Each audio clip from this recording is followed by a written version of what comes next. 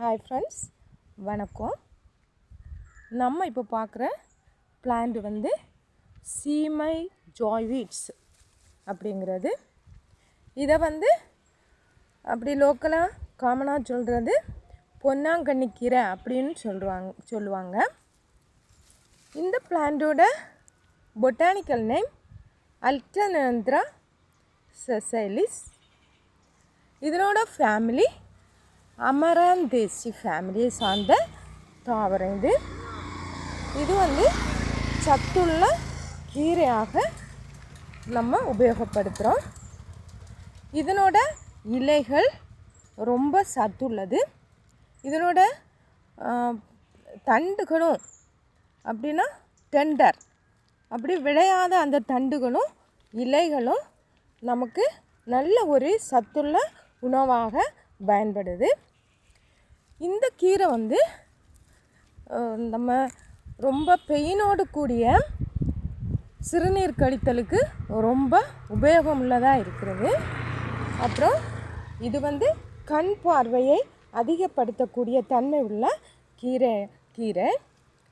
அப்புறம் இதனை நம்ம என்னெல்லாம் பண்ணலான்னா வறுவல் பண்ணலாம்.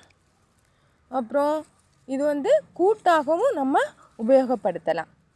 இந்த கீரை ரொம்ப பச்சை கலரில் இதனுடைய இலைகள் இப்படி இருக்கிறதுனால இதை வந்து டார்க் காப்பர் லீஃப் அப்படின்னு சொல்கிறாங்க.